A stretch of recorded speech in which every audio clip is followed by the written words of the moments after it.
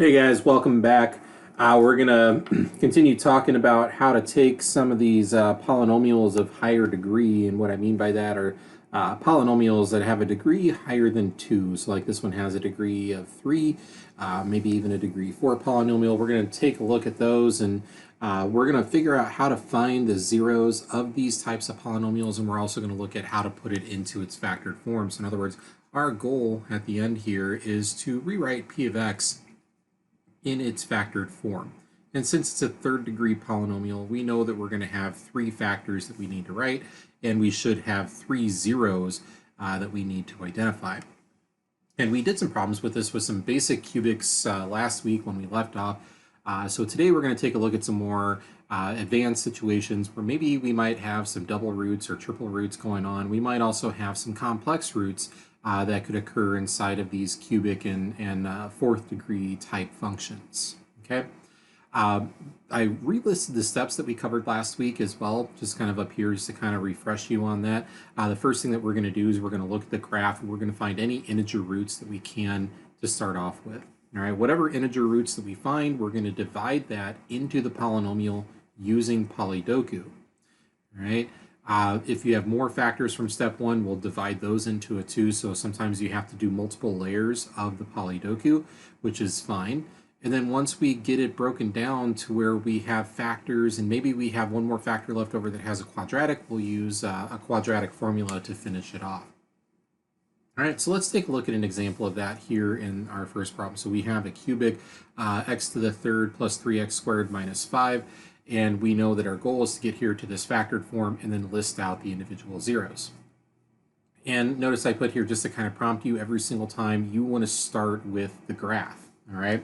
Now I decided to use Desmos. You can use your graphing calculator to do the same thing, but Desmos works better for the demonstration purposes of this video.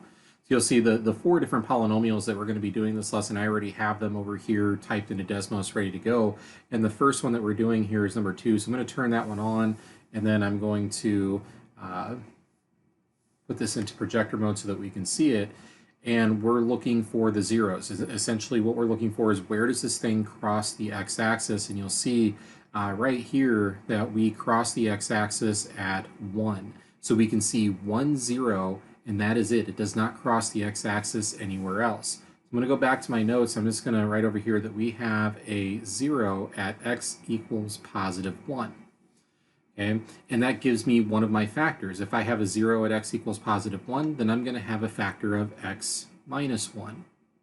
All right, so to figure out my other 2 factors, what I'm going to do is I'm going to take my original polynomial, this x cubed plus 3x squared plus x minus 5, and I'm going to divide it by the one factor that I do have.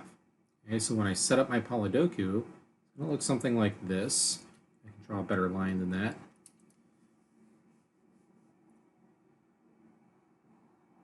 There we go. I'm going to draw a nice box for my Polydoku here. I don't know why I keep wanting to curve that thing.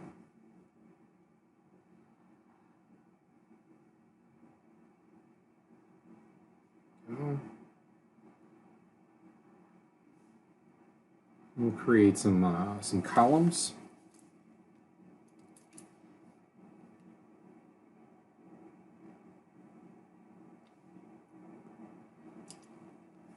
All right, so once you have your box set up, you're going to take your factor that you're dividing. I'm going to put the x minus 1 over here on the side, and then I like to write my polynomial, the original polynomial, down here at the bottom. X cubed plus 3x squared plus x minus 5. All right, so I know that my x cubes have to add up to 1x cubed, and so that's going to start this first box here. That x cubed ends up all by itself.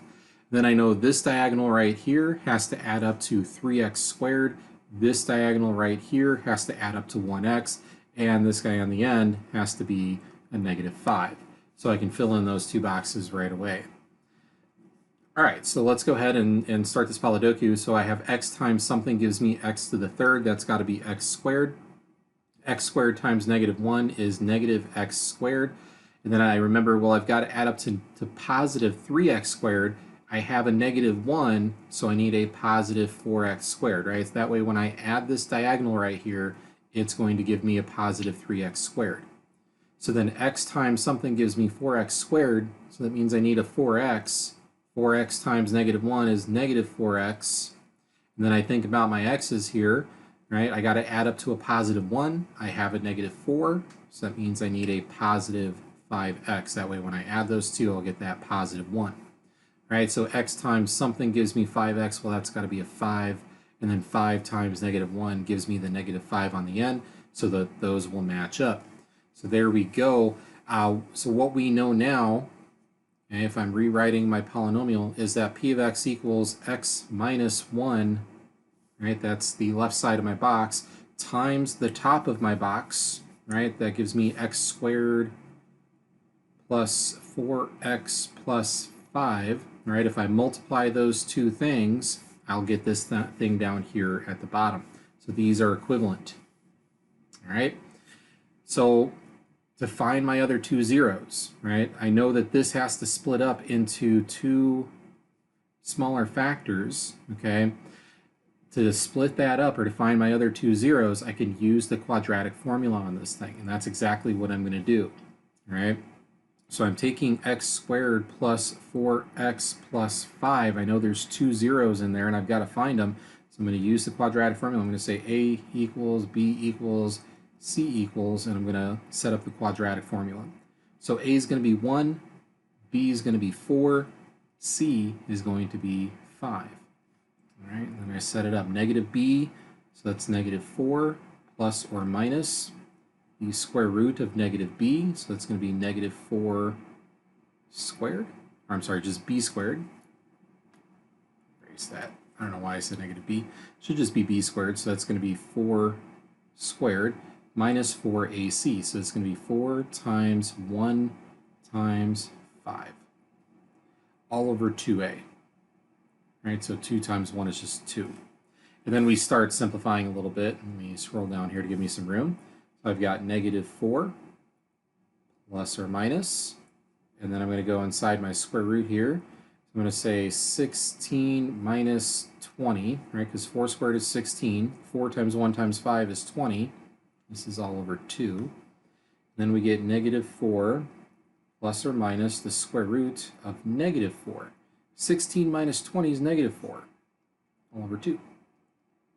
And you start to see what's about to happen here. The square root of a negative number leads to a complex number, so we're going to get -4 plus or minus 2i over 2.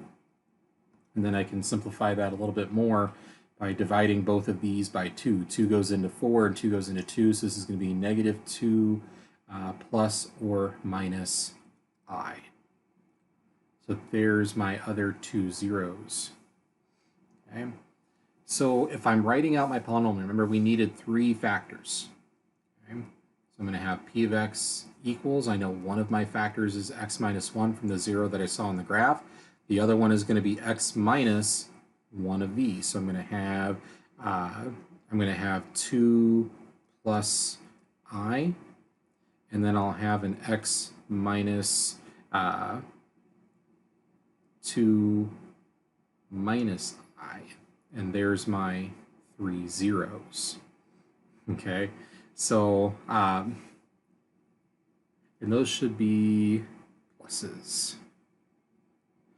And I'll tell you why, is because the 2 is supposed to be negative, so you have x minus a -2, which turns into a positive, and this will also be a positive, so you get x plus 2 plus I and x plus 2 minus I. Those are our 3 factors. I know it's kind of weird when you get the complex zeros, but that's essentially how you handle them if you want to write it in its factored form. And then just list your individual zeros, right? So the individual zeros are going to be 1, -2 plus I, and -2 minus I.